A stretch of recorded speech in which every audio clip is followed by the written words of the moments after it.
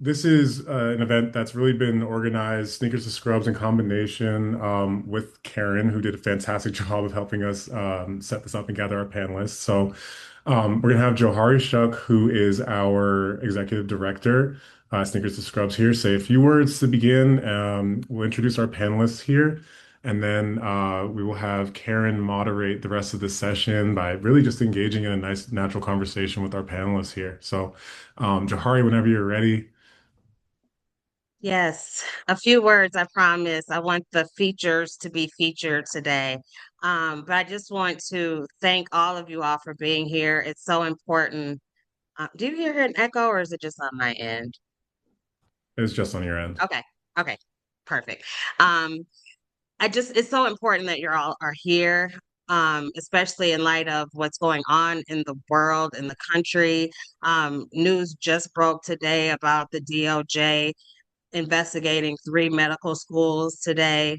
So you all being here is the first step is in just breaking whatever people think that you can't do. Like being here is the first step of getting to that goal. So I just appreciate you all for being here. Karen, you are amazing for putting this together. And with Dr. Jarvis, I just cannot thank you enough for bringing this to fruition. I know we tried, last year, but I'm happy that you came back to make it happen. So thank you. I appreciate you all being here. The founders would be so excited that there's 65 people here that are living up to their example that they've set. They're in their third year, finishing up, getting ready for their step threes, twos, one of those steps they're getting ready for.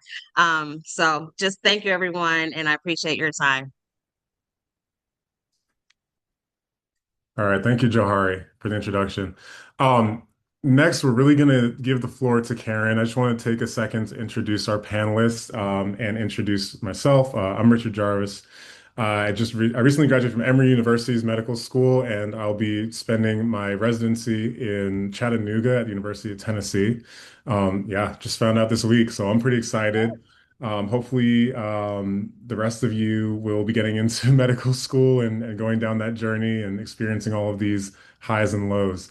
I am releasing a poll right now that we've put together, and hopefully you'll be able to fill it out while you're listening to these introductions. Just a few questions for us to, kind of get you engaged with this process while you're here. Additionally, as you were doing your intakes, we received a ton of questions. Karen's done her best to kind of organize those questions and come up with some of them that we can ask our panelists today. Many of them have already seen these questions. So, with no further delay, let's get into this. So, Karen is our special guest. She's going to be moderating. She is a Yale alumni and a former Division I track and field athlete who's completing her Master of Science at Brown University, my alma mater. Super proud of that. And she's passionate about improving healthcare access and health outcomes in underserved communities. So this is her step into that role. She's going to do a great, great job. We also have on the call with us Sara Rosard Jones. And she is an associate director of admissions at U Chicago Pritzker.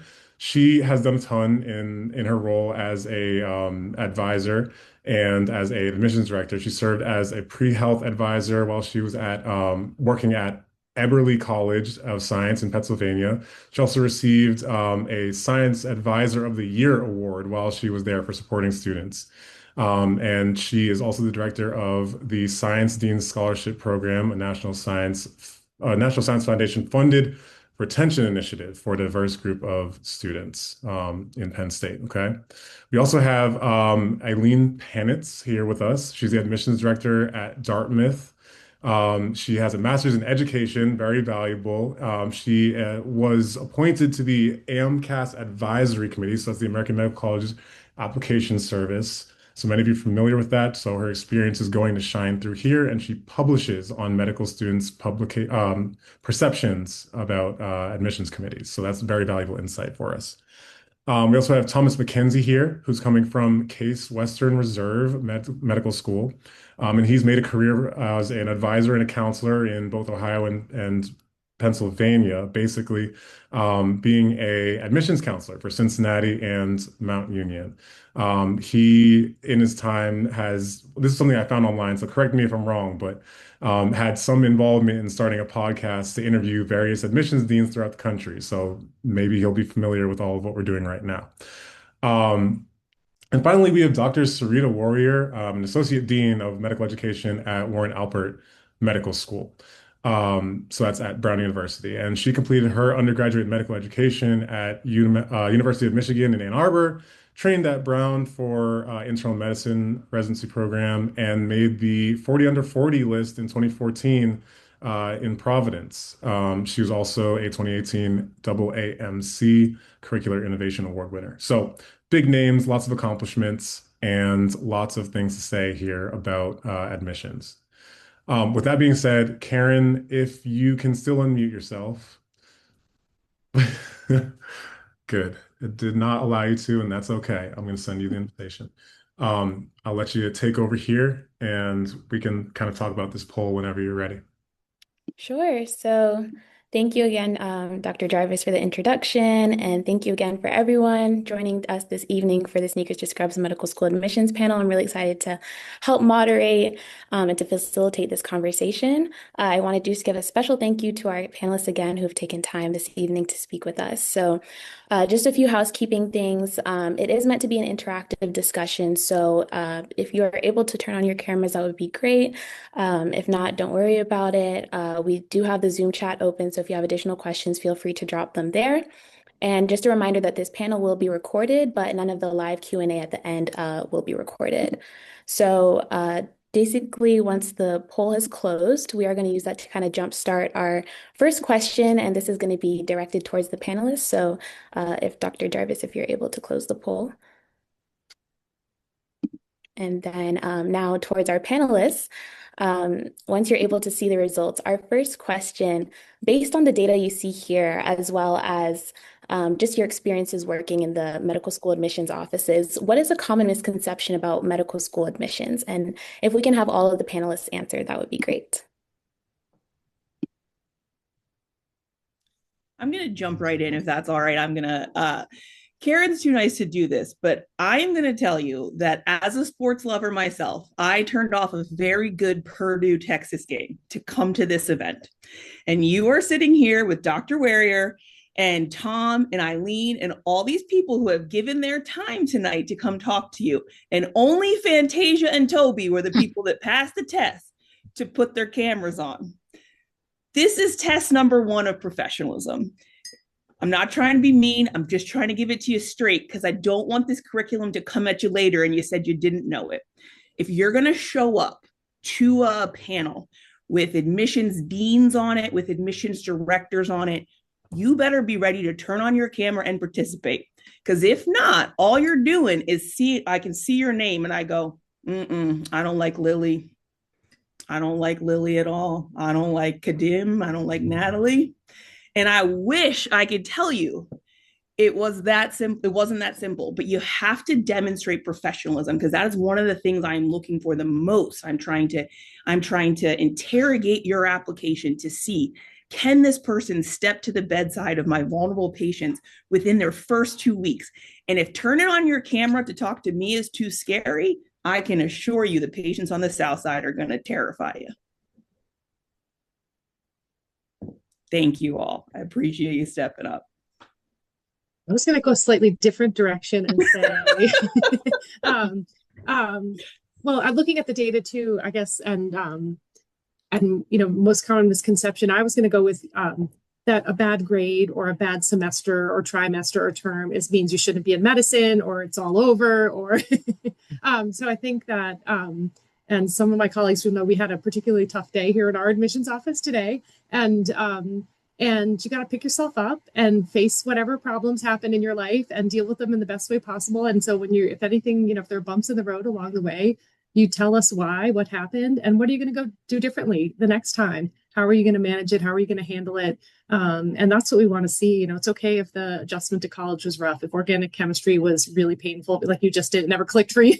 What we want to know is that you're really committed to do this. You're going to stick with it. You stuck through it through some challenges, or sometimes it's other things in life, right? It's you overcommitted or family things going on, whatever that is. But if you avoid it and don't talk about it and don't tell us why, or get really discouraged, right? And just think, don't talk to anyone or reach out and just think, well, that's it. You know, again, some people come back from that and, do some posts back or, uh, courses after and things like that. But I would just want you to know it's okay to have some stumbles along the way because we all have them, and that's what makes us human. And learning how to handle them and move forward and tackle that problem if it comes up again in a better way is really what we want to see. I would, and then I would add that, I think one of the biggest misconceptions are that all medical schools are either the same or that they're all looking for the same thing. I would say that a lot of medical schools are very much mission driven. So they are looking for people who will fit their mission and in terms of serving communities, serving populations, all of that. So, like the one size fits all is probably not true when you apply to medical school. I will appreciate that many of you thought that one of the biggest factors was in fact fit for the medical school, and I think that is probably true. I was surprised that people didn't think it was clinical experience, but I also think that kind of goes to the idea of I know on our admissions committee, not everybody values the same thing. As someone who is a clinician who takes care of patients, I actually value clinical experience a lot because it shows me a lot of other skills, values, and about a particular student. And so I really would say we're not monolithic in our approach to what we're looking for. And I will add, I also appreciate the opportunity to be here. So thank you again for the invite. Hello, everybody. I'll jump in next, and I'm gonna share something that I think all of these things kind of can be related, but medicine is a big team sport. I could not like stress that enough, and I think all my colleagues here are agreeing with me too, panelists. Like, my gosh, you got to be able to work as a team. You're going to be working with so many different healthcare professionals throughout your career. You're going to see so many different types of patients. We live in a very diverse world, an always changing world. And there are so many of these things in your clinical experiences, maybe in your research, maybe in your, leadership, whatever, that are team focused, where you're going to be working as a team and working with others. So if I could pick something, all these in the polls are important. The biggest thing that comes to my mind when we're looking at a med school application and when we're thinking about, medical school is, gosh, being a good team player. That's important. So I always like to say there are so many transferable skills to the field of medicine as well. Yes, clinical experience is so important. Research, very important. Everything you see on this poll is all important. And I think you can make the case that all of them have the most importance in some capacity. But I always come back to teamwork, and I always come back to just having experiences in AMCAS that show that teamwork aspect. And gosh, I love it when I see varsity athletes apply to med school. I love it when I sing, I dance, I play an instrument. I was involved in this leadership experience. There is not a secret sauce list of the best experiences. I promise you, at least I don't have one when I review applications. And I will tell you, all of those things that you are showing teamwork is going to be very invaluable. Even things that are not related to medicine can go a long way, like some of those examples I just mentioned. So those are some things that come to my mind. I jumped the tracks a little bit there, everybody. Sorry, but that was one of the things I thought about when looking at those results too.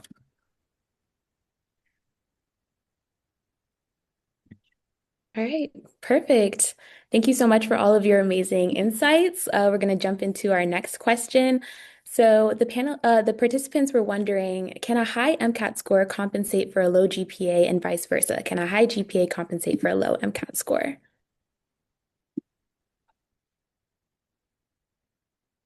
I think you can see a lot of people nodding. I think the answer is probably yes. I think it may depend on the undergraduate institution and what particular Schools know about the institution, the rigor of its curriculum. But yes, it's tough because the MCAT is one day of testing, while GPAs really reflect, a semester of coursework. And I think so. I would say we definitely look at both, and one could compensate. I would say, from my personal opinion. I would say, if, like, say you had weaker science grades, I'm going to go look at those, scrutinize those science sections more carefully on the MCAT and be like, oh, they were pretty good. I don't have to worry. Or, so you're trying to tease out any trends, any meaning. So I think, yeah, it is possible, but it depends. If I saw weaker science grades and a weaker science sections on the MCAT, then, and the other sections are strong, so the score looks good overall, it's not going to help, that won't help enough. So it just sort of depends what are sort of the underlying trends in there as we're sort of picking apart and trying to get a sense. So I always like to say, thinking about MCAT and GPA, yes, I think the short answer is here, it depends. But one thing, med school admissions, at least at Case Western, we really value a strong upward grade trend. And med school admissions is kind of a brutal business. What have you done for me lately? I always say that. So I see individual students sometimes. I got a C in chemistry my freshman year or first year of college, excuse me. And oh, shoot, I can't go to med school now. No, I mean, it's not good, but you can still go to medical school. You can. Again, strong upward grade trend in undergrad, strong upward grade trend, graduate school or post-bac program. Multiple attempts on the MCAT are just fine. I probably would advise no more than 3 times on the MCAT. I think more than 3 times can reflect negatively on an application. But outside of that, most recent MCAT score and most recent GPA, that's probably going to be what is going to be taken into account significantly the most heavy in the decision making.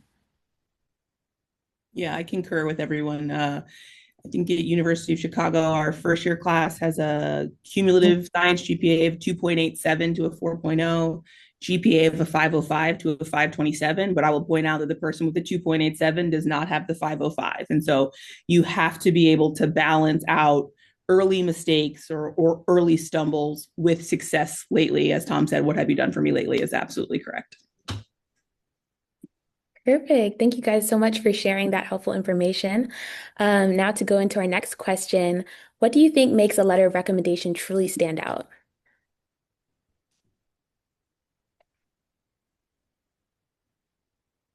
you need to know you well. So Yeah. maybe don't ask the professor from the, like, I'm going to ask my organic chemistry professor if they don't know you at all, right? Go with people that really know who you are and can bring out things that, because you might not be willing to, might not think of yourself the way your recommenders do, or be willing to sort of brag about yourself a little bit the way that somebody might see you in class. And so I think you want people who really know you and your character. And that's hard at first, right? Depending on your classes or how big or small and where you're, so there could be a TA, well, there could be, and then again, you might get a clinical recommendation or something from work, or we're mentioning sports before, a coach or something. So think about, who are the people that really can bring out the positives about who you are, what's important to you, your character.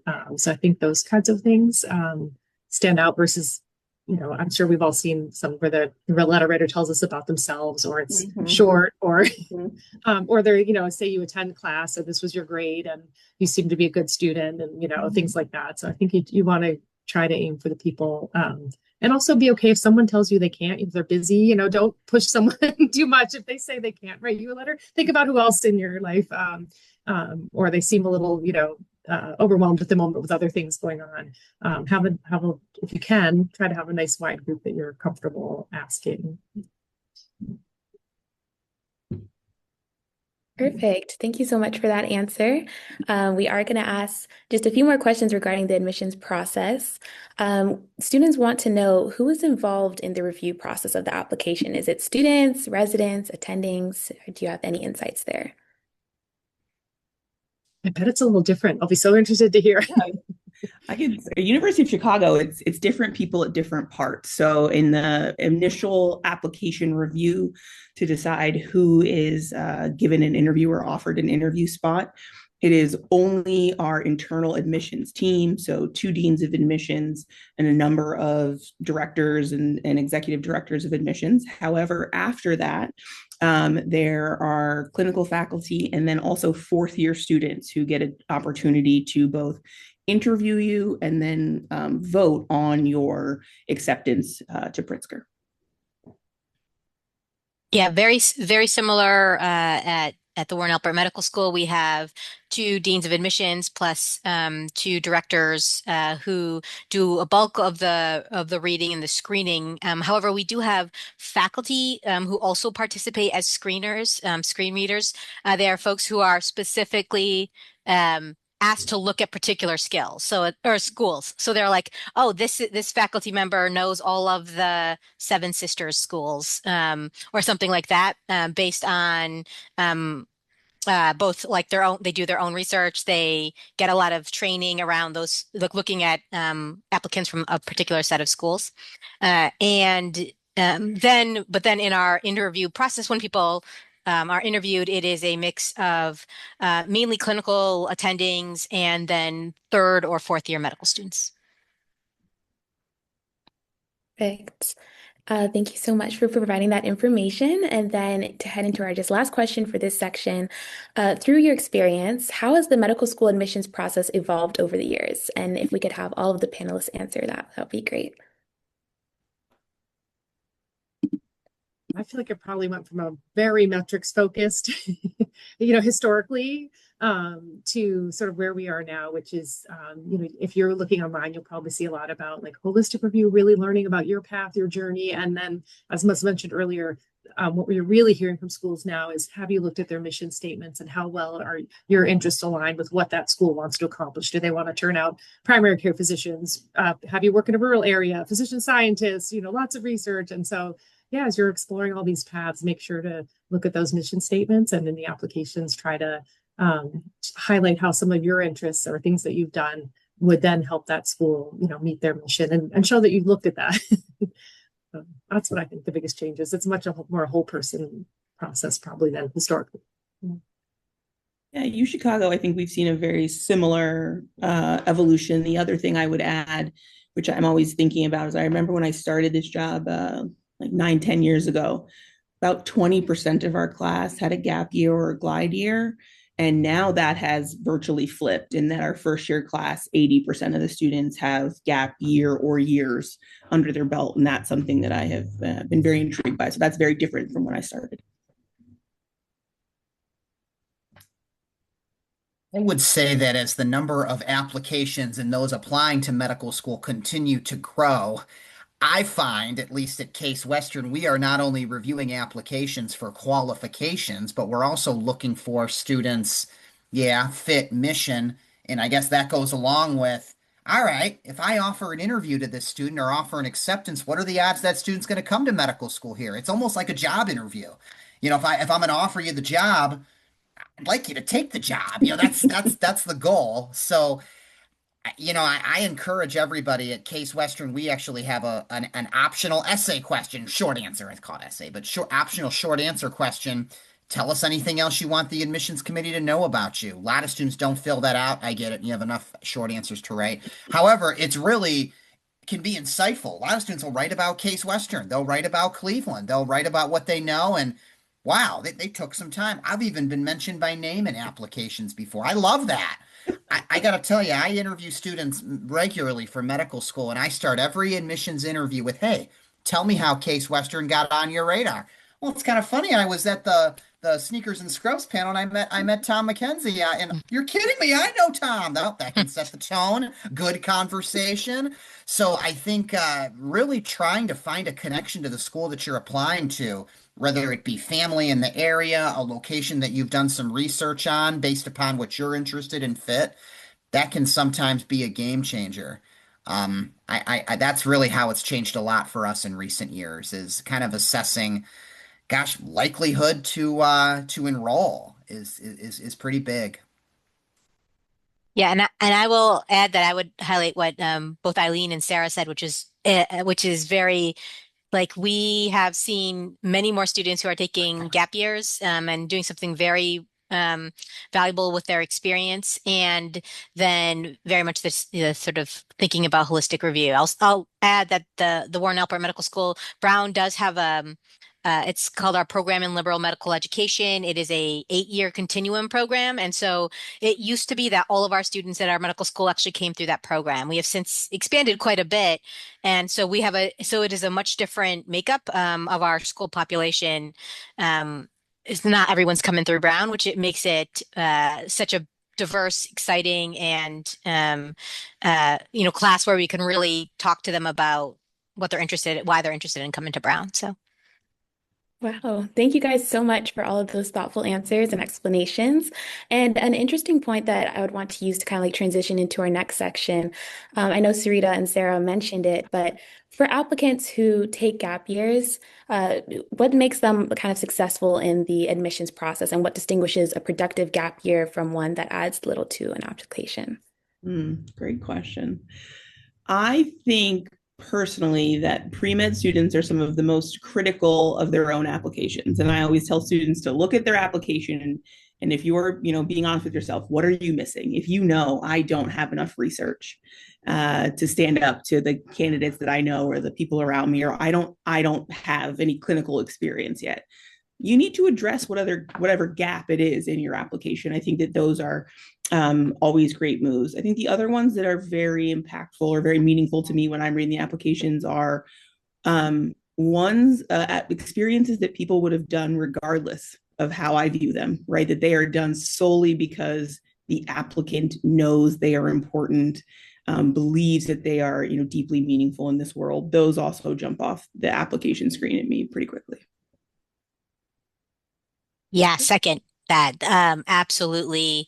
I think most times students know what they feel like they're sort of missing, and that experience really comes through in their gap year. I have yet to really read someone where I was like, oh, that is not a worthwhile gap year. I think every person that I've interviewed who took time has done something meaningful, even if it was their own professional and personal growth, for developing skills, for doing something that was meaningful to them.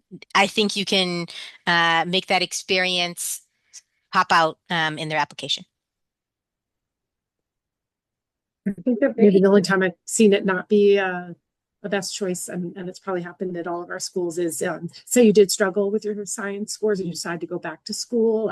So sometimes we'll see a student decide like, I'm going to strengthen my application, but I'm going to do a master's in public health. And it's really nice. Like it's a really nice thing to do and it will help you in your career, but it won't help show us that you can manage the science course load that's ahead of you. So occasionally you see something like that where someone made a choice that it's a nice choice, but it's not the thing that maybe they most needed to help their application. And then the other thing I'll just say to all of you is like, sometimes it's nice to think you have unlimited options for your gap year, but it's not always that easy, right? To find, the scribe job, the clinical research job.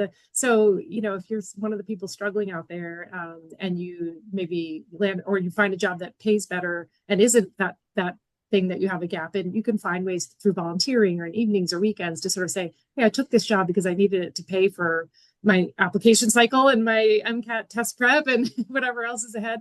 But I'm finding time outside of that, and so I've seen that as well, where someone's like, I need to do this for my family. And I might have chosen something else if I could have, or if I could find it. And so just know we're all, we're open to hearing, the whys of those choices. And we know it's not as simple all the time as like, I'm going to work this sometimes it is, the person's lucky and they're like, I need clinical, I'm going to be a scribe at this hospital this year, or an ER tech, or and it works out perfectly. But if it doesn't, there's still ways to make it work and explain to us your choice.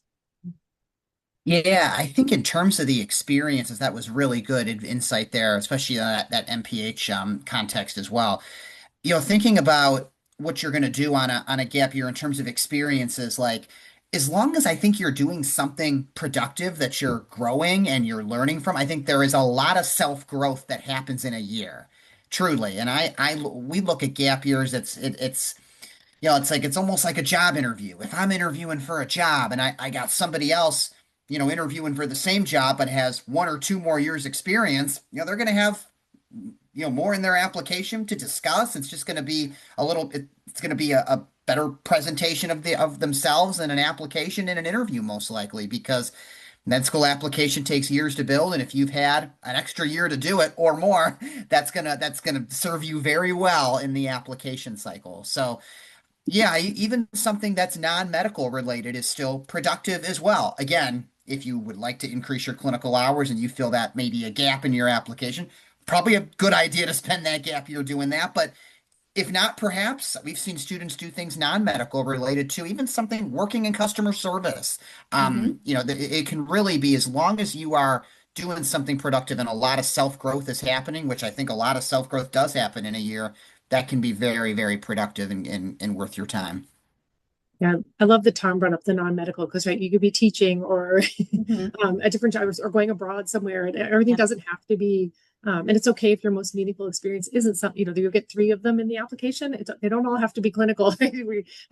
So just know, like, yeah, teaching, you're going to learn such wonderful skills, right? That'll translate over to your career in medicine. So, be open-minded too. Don't think like I can't do it because it's not research or it's not directly working with patients, because you can supplement on the side and still learn wonderful things that make you stand out and give you wonderful skills to bring into medical school.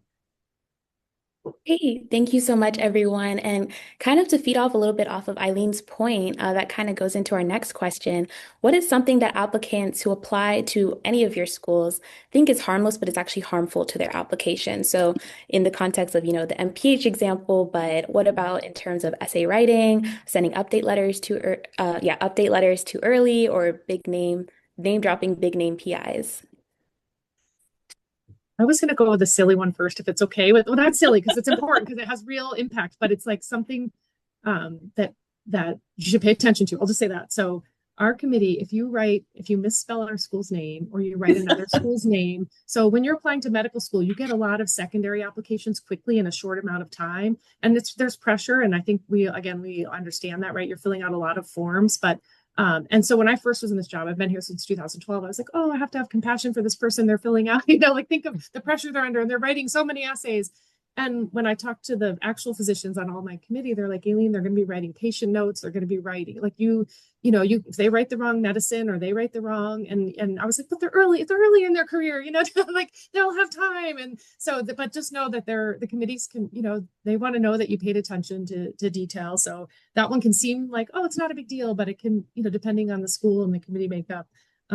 Yeah. So the other thing, if it hasn't come up before, like, if you're going to write about a patient experience, use a different name or an abbreviation, or don't write personal details. And then on a bigger level, when I was thinking of this question, I was like, over dramatizing or oversharing. Or we sometimes in our office, like my dean was here tonight with me until just moments ago, so I got to run all the questions by her, and she was saying over dramatizing or oversharing. So sometimes, or like we use this as an example in training with our committee, when you interview students, and if they're like, I was born premature, and since that time I knew I wanted to be a doctor, and you're like, well, you didn't know that when you were born as a baby. So if my dean were there, she'd stop you and she's like, whoa, okay, let's try this again. When did you because I think there's that pressure to feel like you had to know right away, or you had to have this one moment that sealed your fate. So those were some of the things that came to mind, but I can't wait to hear everybody else. Oh, those are great. As another school with a strangely spelled name, I agree. You better put the Z in the right place in Pritzker.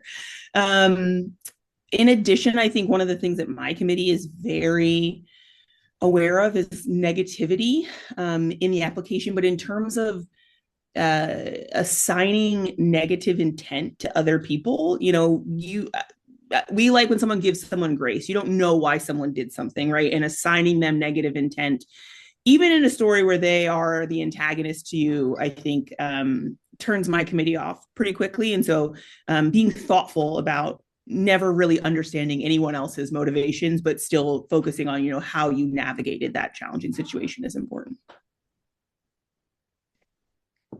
Yeah, Okay. so I'll just add, yeah, spelling and grammar errors do stand out because we do read a lot of the essays. And uh, I think a little bit, um, Yeah, the over I will just highlight the over dramatizing and certainly something that does stand out. Like you should be honest and forthright in your essays. You don't need to embellish. It's not necessary.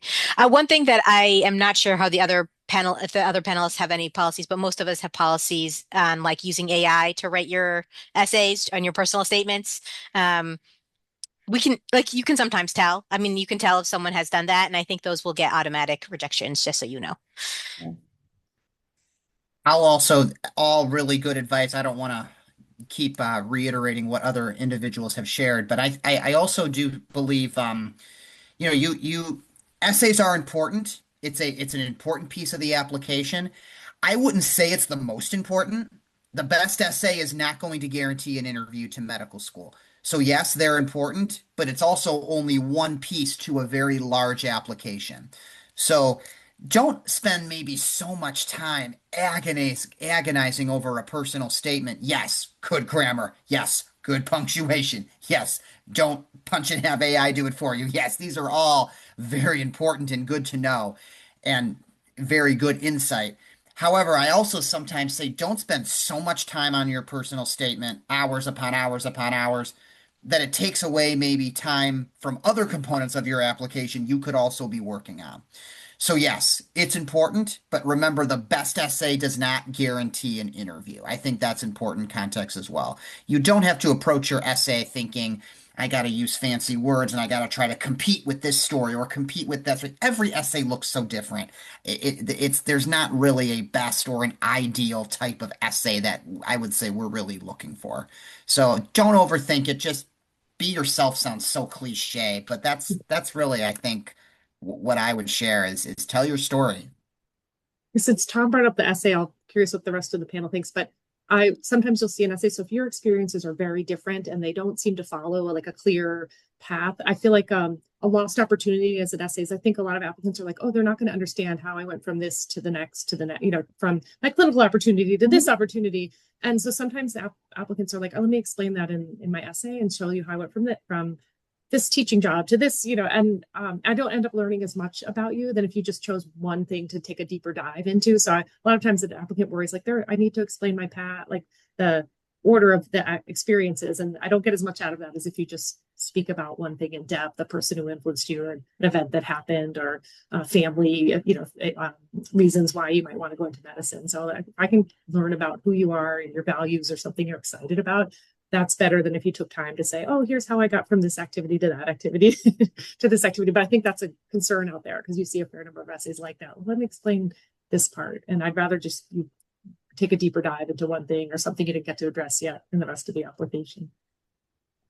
Great. Thank you guys so much for your input. And kind of going off a little bit more on Tom's point, I know you were discussing the essays and the application as a whole. What makes you, as any of the panelists, really remember an applicant after reading hundreds of applications?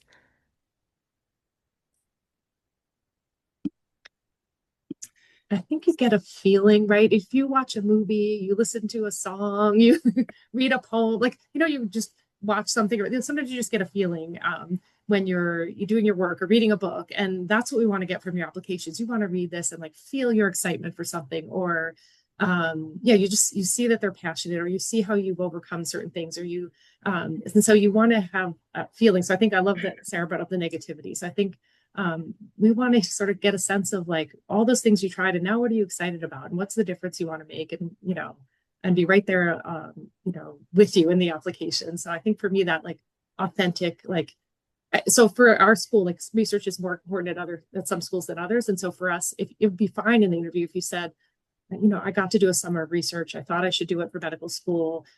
I think I actually did have a candidate this year. It was like, a candidate this year told us he got a year of research at the NIH, which so many people would love. And he was really honest and he said, it wasn't for me. I felt like I was checking a box. And so he's home working at a hospital this year and living with his family, and he's really happy. So I think those kinds of things, when you can just be honest about who you are and then trust that the schools that like value what you value are going to appreciate that. I think just being authentic so that match can sort of organically happen, that it happens in your application and then in any interviews. Okay. Perfect. Thank you for that insight. And then a few of our students are also interested to learn more about the reapplicant process. So could you give us insights into what changes you would generally like to see in their application from year to year? I can take this one start. Yeah, I would first off, I want to share that at least at Case Western, we love reapplicants. Reapplicant is not a bad thing. So please do not think that if I'm a reapp, that's going to count negatively against my application. I would not share that at all. I would say like maybe more than 3 times reapplying. That could Mhm. potentially kind of similar to the MCAT, like that ceiling would probably be 3 times. More than 3 times applying could reflect negatively on an application. But outside of that, reapps are not a are nothing to be concerned about when as you enter the application cycle. I think what's interesting is a lot of admissions committees that I've been a part of. All right, what has changed since the last time Mhm. this individual applied? Yep. Maybe you take a sentence or two in an essay in the secondary application and you reflect on a couple of changes or what you've learned and something new in your application that wasn't previously there in the previous application, sort of giving a nod to the situation. Yep, I'm reapplying and moving on. Not making a big deal or drawing too much attention to it per se, right? But I think as long as you are thinking about, all right, here are 1, 2, 3, or more changes to my application since the last time I applied. I think you can go into the cycle with a lot of confidence. And that can include maybe reevaluating a school list, changing that up. I think that can certainly count as a change. Changing a topic of an essay, certainly.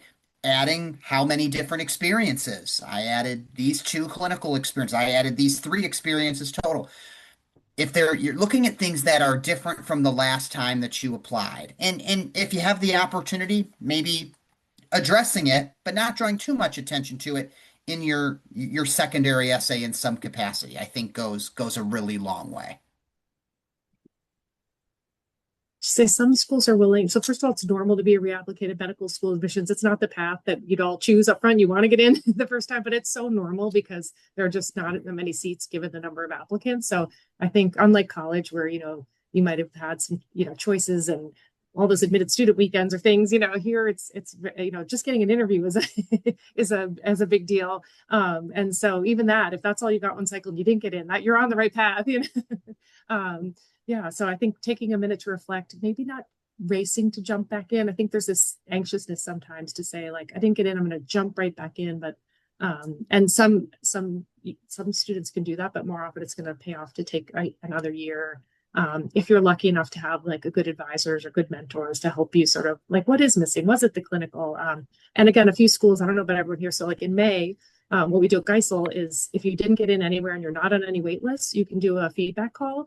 And we don't put it on the website because we get too many calls. But if you email us during the cycle, like, oh, I didn't get in, can I talk to someone? We say, reach out again in May if you don't have any options, and one of us will sit with you and sort of talk about. Again, it's we all sort of you're here we value things slightly differently, so we're always reminding people like this is what we would love to see. It may not be what every other school is going to value, but it's nice to get some insight. And again, I think it's nice to sometimes humanize the process. Like, oh, someone really did look at my application because it can feel like yes, like you're just submitting stuff out, into who knows where.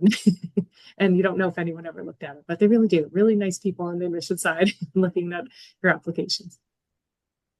Amazing. Thank you so much for all of those helpful tips.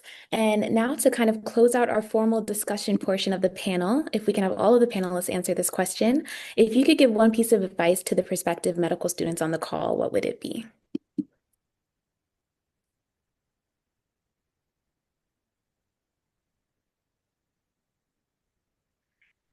Value the journey, not just the destination. This is kind of an inhumane application process. We get it. Kind of, not 100% right now, but we kind of get it. I just, this is not easy to do. The fact that you're here, the fact that you're engaged and listening, this is what you've worked hard for, to put yourself in a position where you can apply to medical school. You should be very proud. So continue to focus on that journey and don't be so fixated on the outcome. Yes, you're all working toward an outcome, and that's the goal and that's the hope and that's the dream. And yes, however, these and try to enjoy these moments when you can. Um, because yeah, you only apply to med school, well, hopefully only once, but during this is not something individuals that many people get to do and have the opportunity for. So definitely enjoy it as you go through the process as much as you can. My advice would be to do your best to ignore other people's races, like in marathons. Like, you are on your own journey. I tell students a lot that, like, there is a projected 50-year physician shortage. As long as there is an earth, there will be medical schools taking students. I can't guarantee the earth thing, but like, you should apply on your own cycle, not somebody else's. You should apply when you are ready. We would be very happy to take you when you are ready. Don't rush an application. Don't rush yourself because of someone else's calendar or someone else's season. I would add, there's like my piece of advice is there are some things that we know we are going to be teaching you in medical school, and you don't have to come with everything in order to be ready to be a doctor when you start medical school.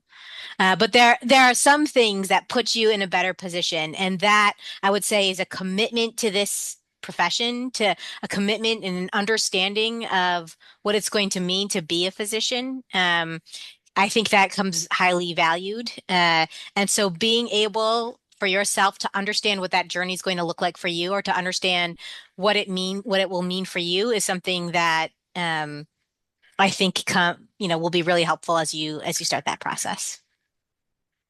I'm gonna go with just like authenticity. I sort of dittoed everything everyone else said, and just, authenticity in terms of following your passions, and also maybe a little bit of a willingness to persevere, right? So like when we're reading applications, a lot of people, like, maybe it's hard to find a clinical like opportunity. So like, get creative, talk to people, ask if you're at the doctor yourself, hey, can I come shadow? Volunteer with hospice, go to your fire station. Like, I think sometimes people are like, oh, I can't get this access, I can't get it. And so then I think on our end, we want to see like, okay, we'll start broadening out that thinking, get a little creative. And I bet there's a way to get what you need to get into those medical schools. And so I think we're looking for a little bit of that. Like, okay, did you push yourself a little bit, maybe outside your comfort zone to accomplish some of the things that we'll all be looking for on the application side. Fantastic. Thank you guys so much for all of your helpful insights, tips, advice for the students on the call today. So that concludes our formal discussion, and now we're going to transition with the last few minutes into the live student Q&A. So this will be an opportunity for the students to ask questions directly to the panelists. Again, please be mindful of any questions that have already been addressed during the panel, and we are going to limit it to one question per student. So I believe Dr. Jarvis will be able to unmute whoever has their hands raised.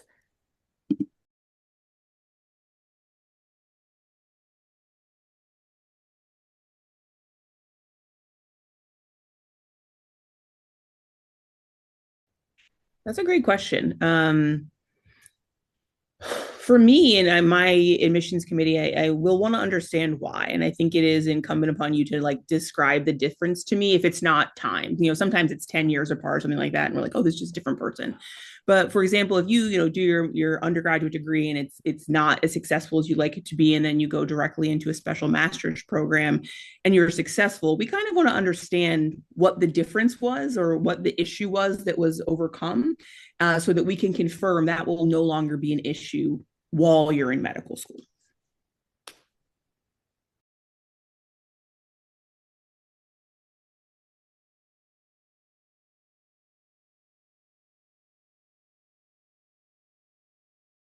Gosh, I hope no one would read a story about someone's medical challenge and read that as a sign of weakness or some sort of unfitness. And I think all of us see that as resilience and grit and perseverance. Mm-hmm.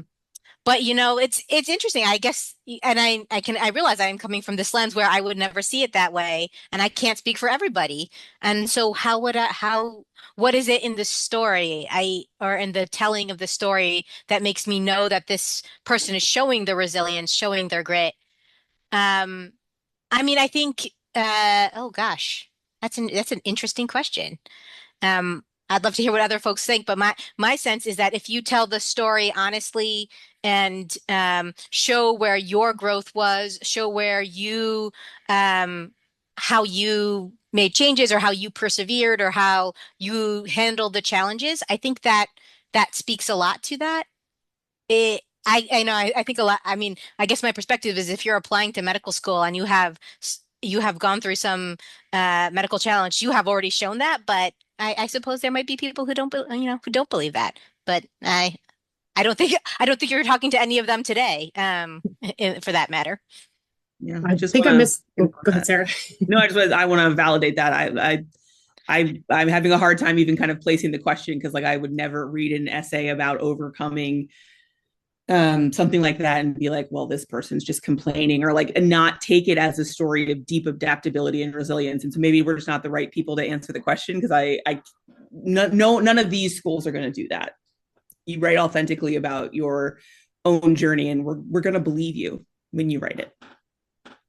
I was typing in the chat because I muted myself while coughing and then couldn't unmute, so I didn't fully hear the whole question. So apologies, but so not having heard it, my answer may not be on target. But the one thing I was going to say when we talked about like the over dramatizing earlier, like sometimes you're reading an application. So if this doesn't fit, I apologize. But sometimes you're reading an application and somebody's still in the middle of something, like they're still wrestling with it, a very hard family situation, or so sometimes you're reading an application and from some description of what's going on, you have a concern that like you're not quite at the other side yet. Like you might need a little more. So I don't know if that fits, but back to that earlier thing. Sometimes I'm just reading something and sometimes you read it and people share various medical challenges and you mostly look at it as like this is just going to add to what they bring. It'll add to how they're going to sensitively treat their patients or understand different issues. But every once in a while, it's like, oh, I feel like this person is, and as they're explaining this challenge to me, doesn't have maybe the time or perspective yet. Like you're still in the middle of something that's really hard. And so maybe taking on medical school.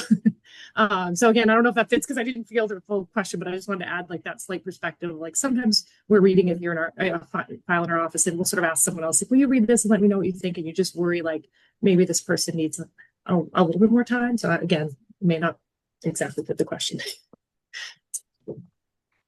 Great. Thank you guys, everyone, for your time. And again, for the panelists for their expertise. I know we do have a couple of students who have more questions, but just out of respect of, again, your time, the panelists' time, we are going to wrap up the panel. And any questions you might have, feel free to reach out to Snookers to Scrubs directly.